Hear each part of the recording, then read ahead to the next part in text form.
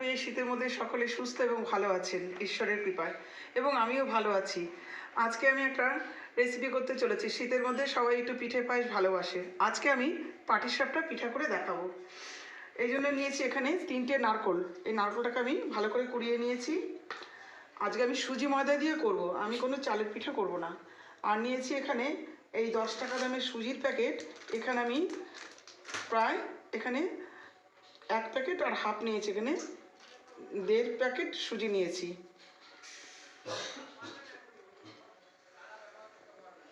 আর নিয়েছি এই যে এখানে 7-8টা এলাচ। এলাচটা পিঠের মধ্যে দিতে হয়, তাহলে সেন্টটা ভালো হয়, খেতেও টেস্ট হয়। এই এলাচের এই 8-10টা এলাচের গুঁড়ো দিয়ে দিলাম। এখানে 1 প্যাকেট দুধ।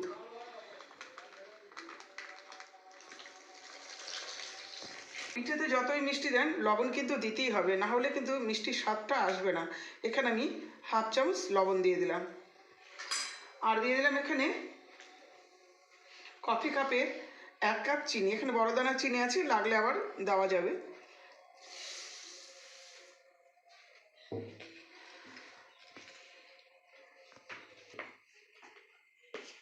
ময়দা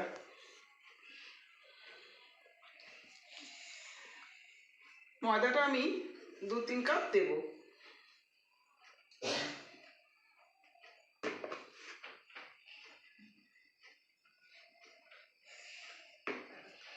আর দিয়ে দেবো এখানে ঘি।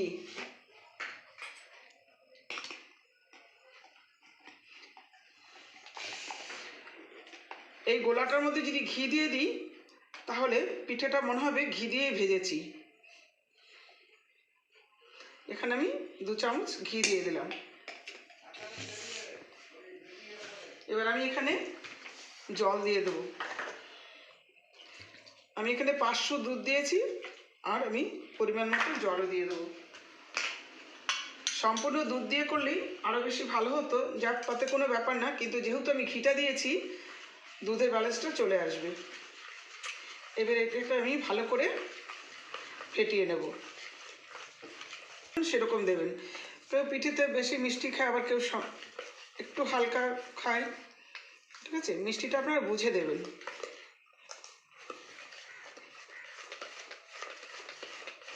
দিয়ে দিলাম।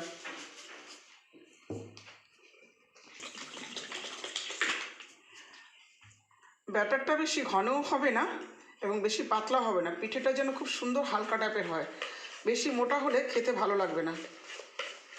আমি চালের পিঠা করছি না কেন, চালের পিঠে করার পর শক্ত হয়ে যায়, সেটাকে তো ভালো লাগে না, আমাদের ঘরে কেউ পছন্দ করে না। কিন্তু সুজি দিয়ে পিঠেটা করলে কালারটা খুব সুন্দর হয়। এবং আমি চিনি দিয়ে করছি, গুড় দিয়ে করলে লাল হয়ে যায়, আমাদের ঘরে কেউ পছন্দ করে না। কিন্তু চিনি দিয়ে করে দেখবেন খুবই স্বাদ হবে। আমি যেভাবে করছি এগুলো সব আপনার ভালো করে দেখতে থাকুন, ভিডিওটাকে স্কিপ করবেন না।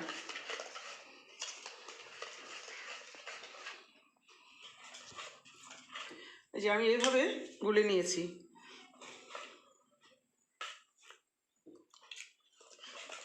এবার আমি ব্যাটারটাকে রেখে দেবো।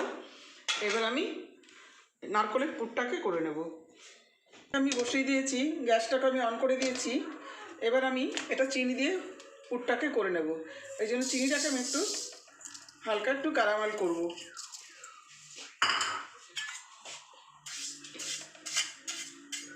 একটু ক্যারামেল হবে, তারপরে আমি নারকেলটাকে দেব।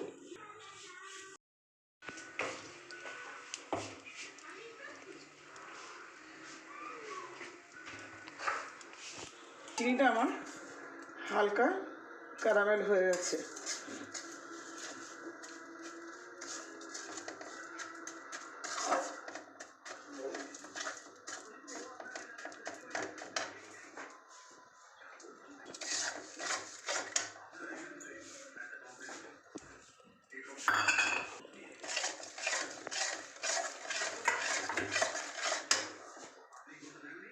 একটু নারকেলের পুর বানানো ছিল, এবার এটা আমি দিয়ে দিলাম।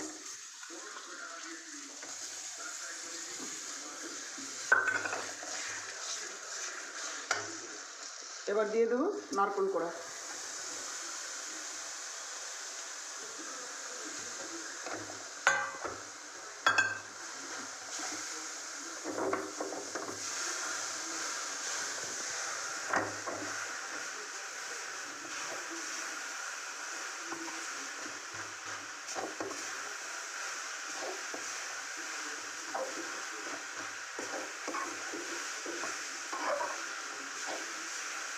যে ক্যারামেলটা করে নিয়েছি, এবার মনে হয় আমি এটা গুড় দিয়ে পুর বানিয়েছি।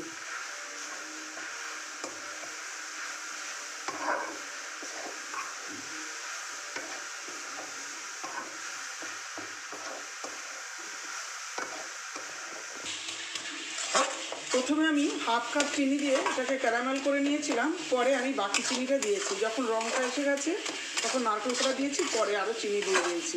পুরটা যদি মিষ্টি ভাব হয় তবে পিঠাটা খেতে খুব টেস্ট হবে। এবার আমি দিয়ে দেবো এখানে 8টা এলাচ, ছোটো এলাচ গুঁড়ো করে রেখেছিলাম, ওটা দিয়ে দিচ্ছি।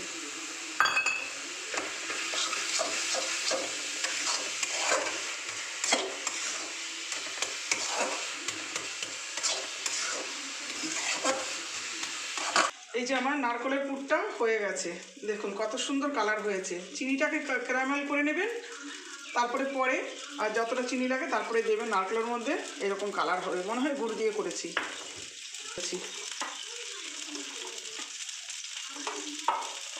ব্যাটারটাকে ভালো করে গুলিয়ে নেবেন।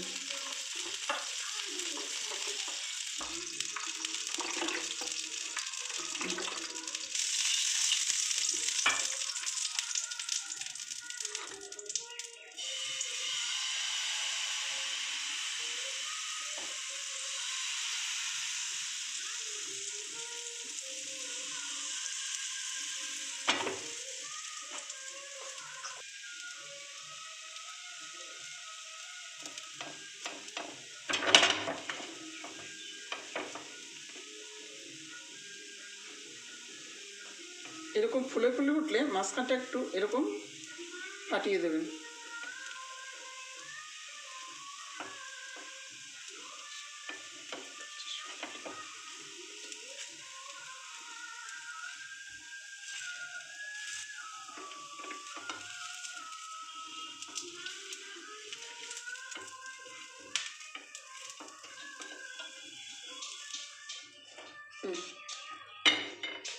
ঈশ্বরকে ধন্যবাদ।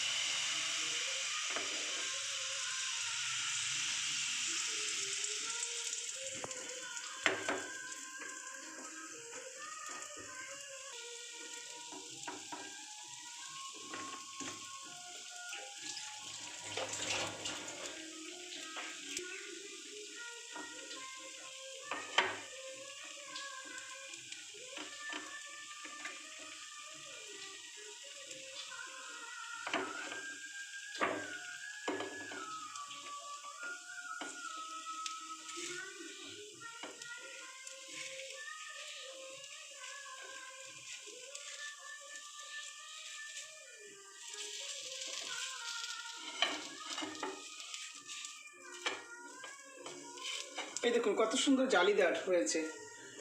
পাটিসাপটা জালিদার না হলে দেখতেও সুন্দর হয় না, খেতেও ভালো হয় না। ব্যাটারটা গোলার উপর নির্ভর করে। ব্যাটারটা যদি ঘন করেন তাহলে কিন্তু পিঠাটা ভালো হবে না।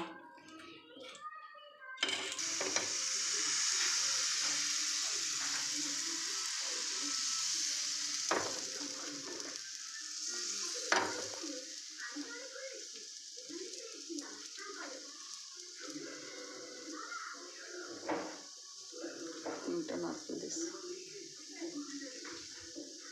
নাকটা খুব ভালো।